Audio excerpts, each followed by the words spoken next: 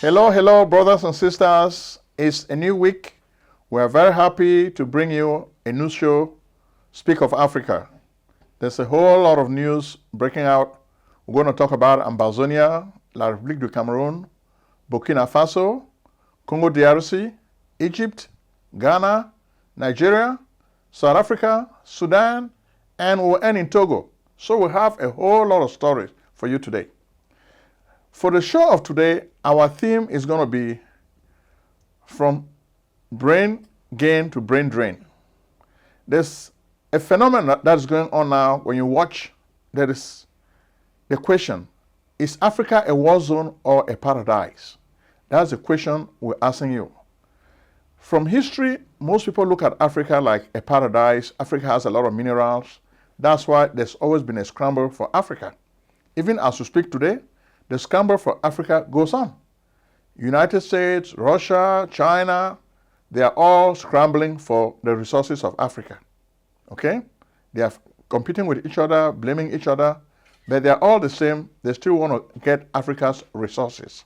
So that's just the theme. They need Africa's resources. Today, most of these countries don't only just need Africa's resources. The resources that they need are not just material resources, they also need human resources. For a long time now, a lot of attention has been paid to doctors, foreign doctors, immigrating into the Western world. For example, people talk about the Nigerian parliament trying to pass laws to make it difficult for foreign doctors to travel. But we see this as a losing battle. It's a wasted exercise because African countries are not really looking at the problems properly, which is why Africa continues to be a war zone. As we speak today, you're going to see that in almost every country that we're going to tell you, there is a war going on in that country. If it's not a civil war, then there will be internal strife, which is armed. And we're going to start with Ambazonia. In Ambazonia, there's internal strife, there's a civil war going on. It's a neglected civil war, but why is this civil war taking place? It is a colonial problem that has not been corrected. It continues, it goes on. Again, the West Cameroon House of Assembly never ratified the Constitution. However, on October the 1st, 1961, the Federal Republic of Cameroon nevertheless came to fruition with Ahidjo as president and John Bu Foncha as vice president.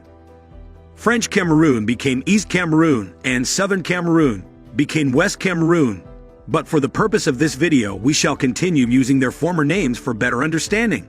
On the 30th September, the British administrators left the Southern Cameroons. The next day, the Army of French Cameroon marched over the border. The mobile wing armed police of the Southern Cameroons was disarmed by them. It is described as a forceful takeover. An official from French Cameroon was appointed in the position of a Governor General over the Southern Cameroons. His official title was Inspector Federal Administration. He was accountable directly to the President of French Cameroon. Then followed a host of other French Cameroon civil servants, including subsequently its police force, which literally took over Southern Cameroons. In 1965, Augustin Juo became the Prime Minister of Southern Cameroon, but was sacked by President Ahidjo in 1968 and replaced by St. Muna.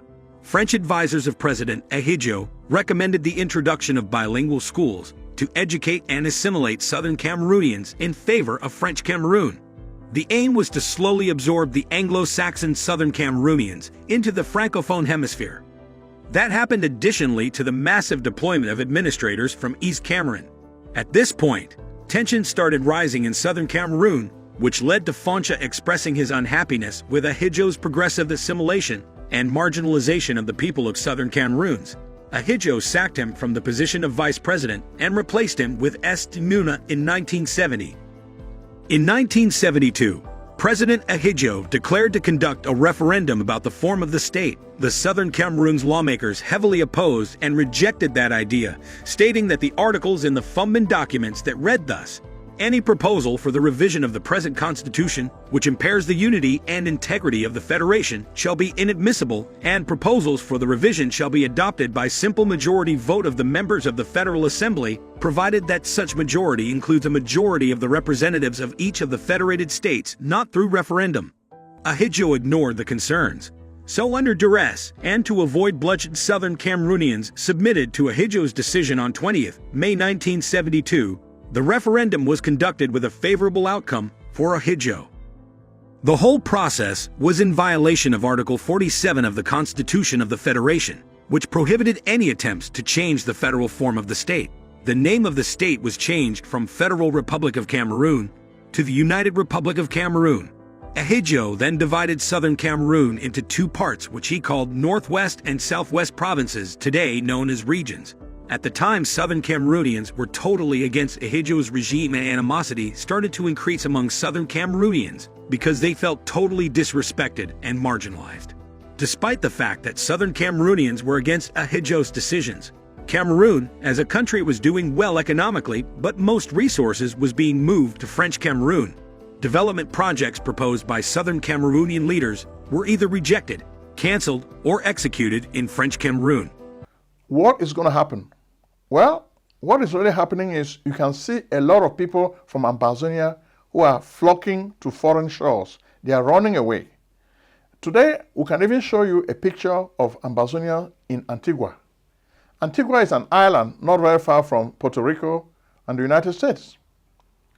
What are they doing there? They are stranded there, and they are really wondering how they can get into the United States. Unfortunately for them, most of them don't really get the chance to get into the United States. Sometimes they have to send them back to Africa. That's the tragedy of human life. But the other side of this tragedy is, because life is not worth living in this part of the world, you have the upper class, then you have the lower class. The middle class is running away. In fact, one of our experts just explained to us that in a country like Nigeria, for example, when you look at the brain drain problem, whenever a member of the middle class can struggle to save at least $3,000, then he knows he's really ready for the journey abroad. He packs his things and his family and leaves the country for foreign pastures. Unfortunately, you have the have-nots, those ones who are below the middle class. They struggle to even get a meal a day. They have no hope. They cannot go anywhere. So they are just condemned to die in Africa. By contrast, you have the middle class who can struggle to save. They leave. And that's why the brain drain problem is really getting bigger and bigger. For so long, the media paints a picture of the brain drain just having to do with medical doctors. We think the problem is bigger than that. It's bigger than that because doctors are not the only skilled force in Africa. You have a lot of other people who are very skilled. They are also running away. Accountants, politicians, technocrats, they are running away. So do not just say doctors are the ones running away. Why scapegoat doctors? So it's unfair to scapegoat doctors because they are not the only group that is running away from Africa. Even in Ambazonia, you can see that a lot of these people are running away. We can tell you the number of doctors in Ambazonia who have run away to Britain, France, United States, and they are practicing in those countries. Some of these doctors were trained by their home countries, but now they are running away and giving their labor to the foreign countries. Then you have countries like the United States and even Great Britain. These countries are really making an active effort to recruit foreign skilled workers. Nurses, that's another category. They are attracting them with good salaries. They make things easy for them, give them even visas. Even the U.S. Lotto program is just based on a way to entice skilled workers to immigrate from Africa to the United States.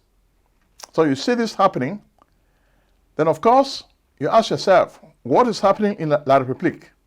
Well, much of the attention in La République focuses more on Mr. Paul Biya and succession shuffle. When is he going to leave? Is Frank Biya going to take over? That's what is on the minds of a lot of Cameroonians. They don't even care what is happening in Ambazonia. They just care about the end of the Biya regime. But of course, last week we told you about Savannah Energy, the conflict between La République du Cameroon and Chad. This week, Ferdinand Gongo, the acting president of La République du Cameroon, went to Chad to try to soothe feelings, to make it look like no problem is really happening. Well, we know the problems are there. The two guys are fighting over resources. We know that. Okay. The Chad pipeline goes from Chad to Cameroon. We here understand over 900 kilometers of this pipeline goes through Cameroon.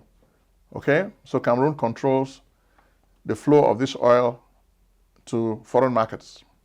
So the big guys are fighting for the money, but innocent people are really worried for nothing. Next, we take you to Burkina Faso. Burkina Faso, too, is a place where you can also have brain drain. A lot of people are leaving because, like this week, we saw a lot of people were killed. You have the Kama massacre. A lot of people were killed. Ibrahim Traoré keeps talking about doing things, but he focuses on militarization. We're saying that we need to focus on fresh strategies. How do we solve this problem? There is brain drain, then there's a lot of killing. The Islamic State and other jihadist groups are holding sway in this country. What can be done to stem the tide of all these killings?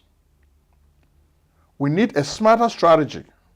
Ibrahim Traoré needs to sit down, come up with a better strategy to end the killing of innocent people in his country. Until this happens, more and more people will be leaving Burkina Faso to look for jobs and opportunities in foreign lands like Britain, France, and the United States. Next, we take you to Congo DRC. Felix Tshisekedi is really trying to work with other politicians to solve the issue, the menace of M23. But we can tell you that much of his attention seems to be focused on re-election. Even though he has one eye on the M23 and other rebel groups, but much of his attention is how to stay in power. Because it's been said that he did not win the last election, so he's trying to do everything possible to give the semblance of legitimacy. He's a legitimate president. He won. So you can see that his attention is really focused now on the coming elections in his country. Then brain drain too. You can really see Egypt. Egypt, as we said last week, does not really consider itself a black country. They consider themselves white, and they feel like it's a taboo that they are in Africa where they are black people. But you can see Egypt also is suffering a whole lot from brain drain.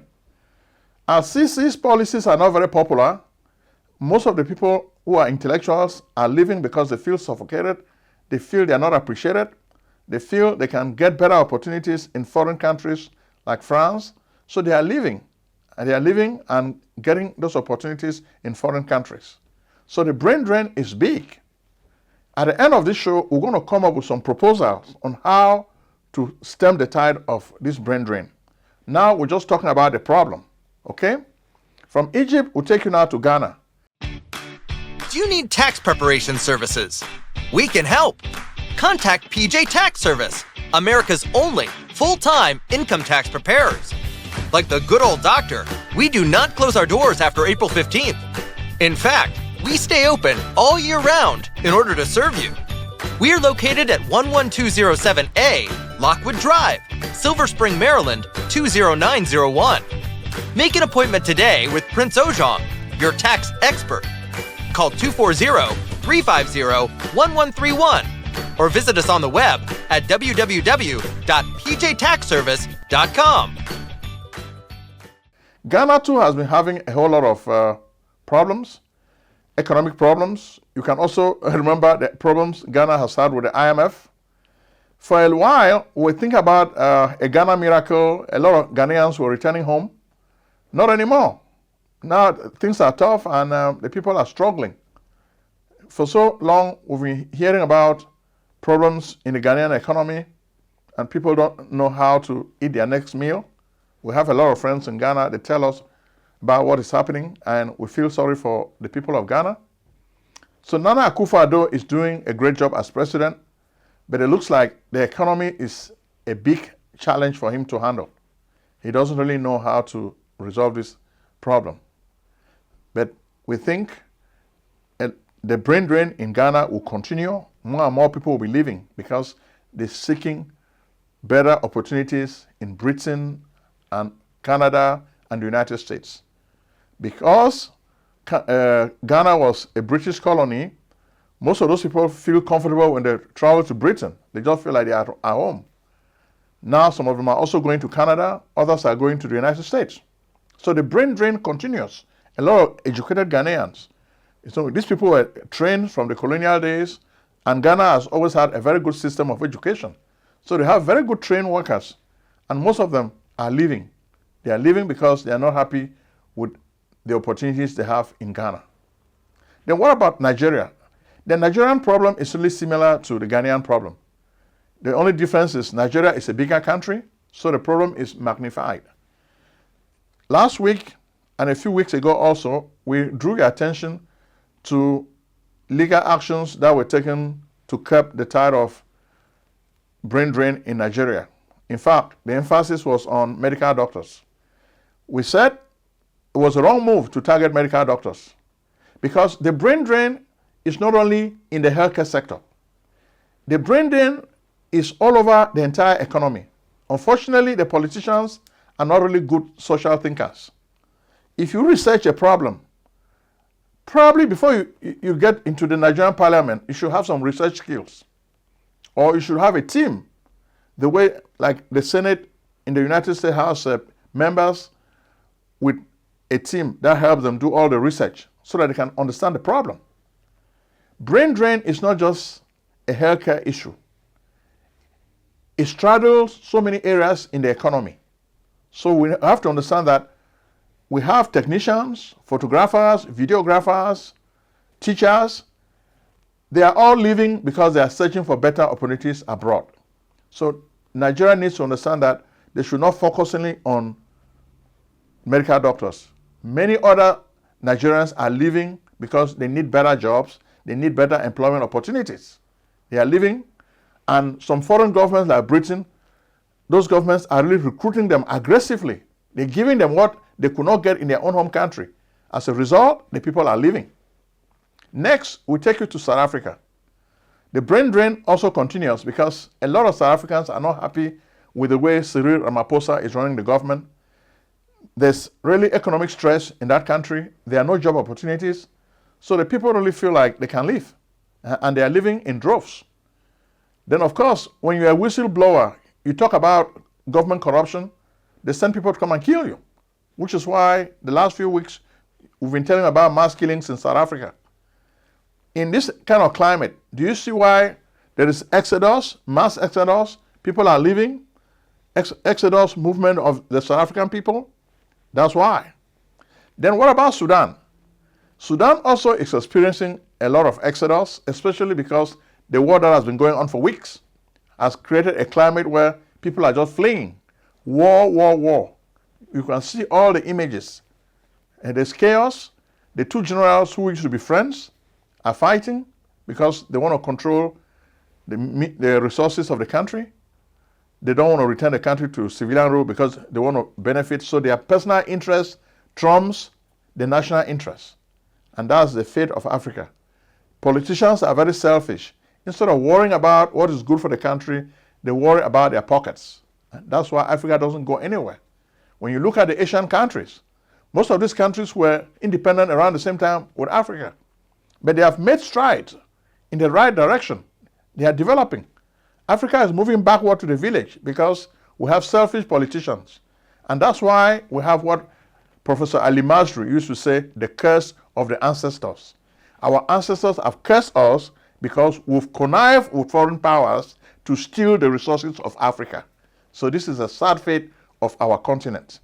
When you look at Sudan, all the resources are stolen by Russia. Then now America is there also struggling to take its own portion.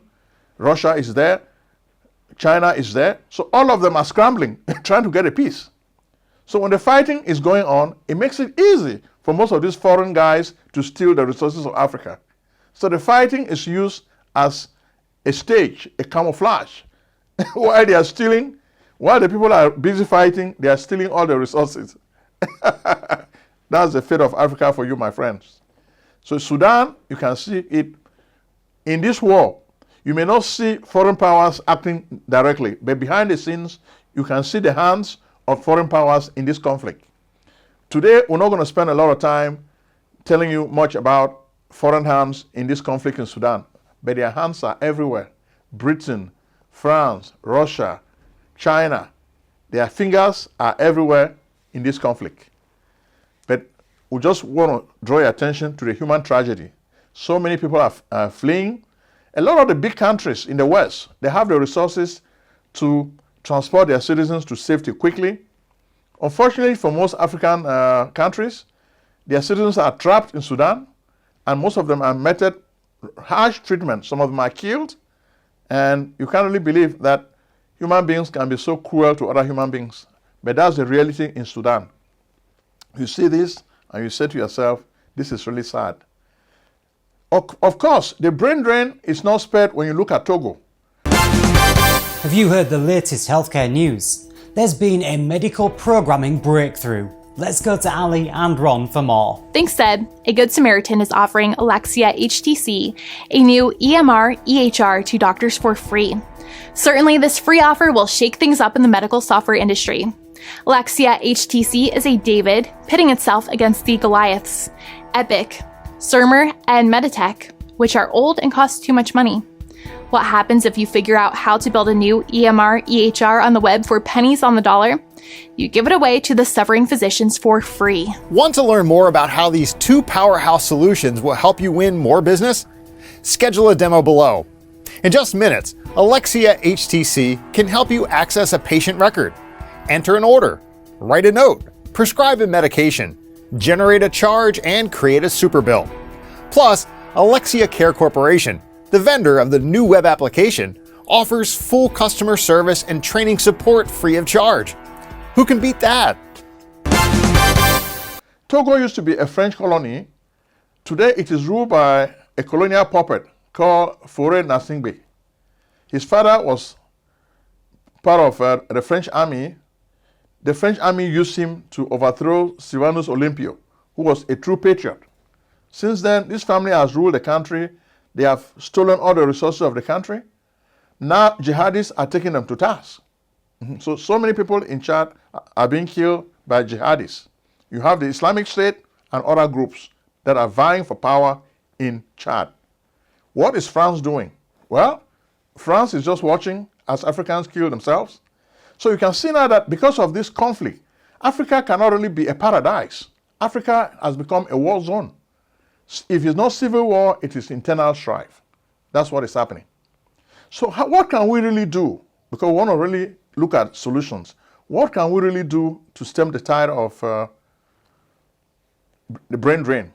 Well, economically, which is like the immediate cause of the brain drain. Economically, we need to make sure that we provide better job opportunities for our people. When people know that, for example, as a scientist, I can make more money, I can live better in a foreign country, then I want to live.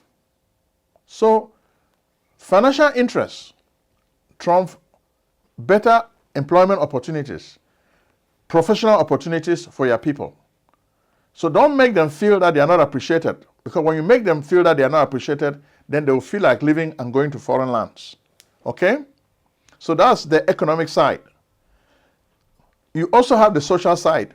Safety, security.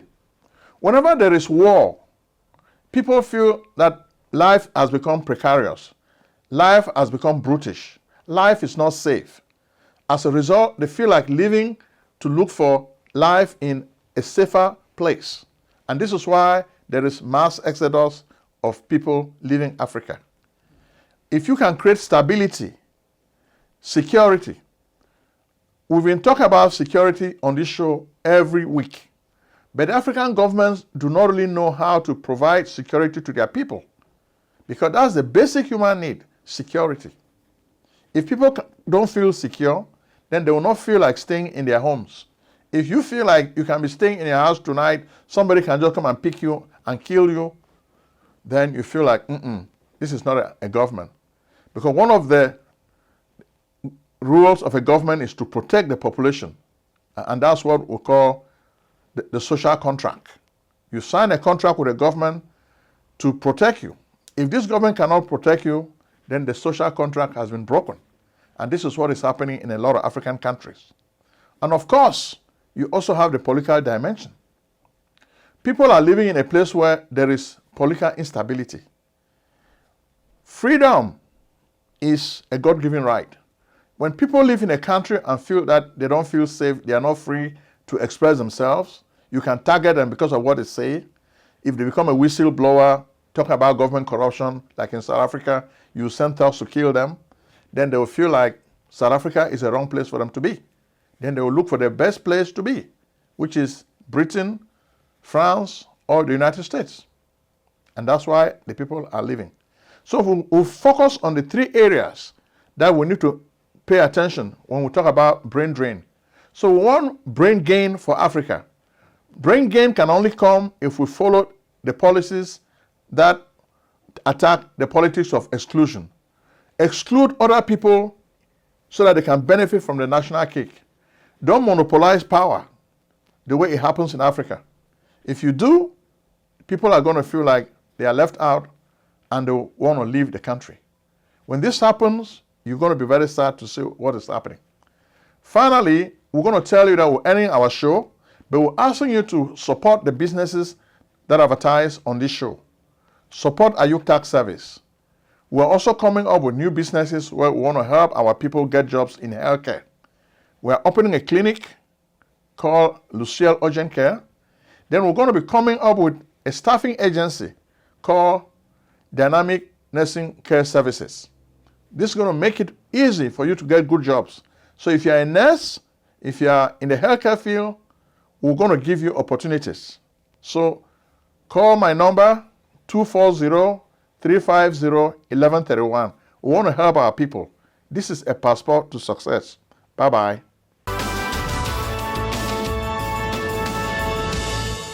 Medical practice software is too old. Indeed, all the programs are built on MUMPS, technology of the 1950s, and the programs cost too much money. Epic and Cerner cost billions of dollars. Meditech costs thousands of dollars too. In fact, that's why we created AlexiaHTC.com, a new and free EMR/EHR for doctors. AlexiaHTC.com is built for HIPAA. Yes, magical one-screen technology, ease of use, quick charting, amazing e-prescribing, tight labs integration, multi-office difference, because we believe doctors and patients need a break today. Be the first to test drive AlexiaHTC.com. You have nothing to lose, you have everything to gain. Act now. Call 240-350-1131. Alexia Care Corporation at AlexiaHTC.com.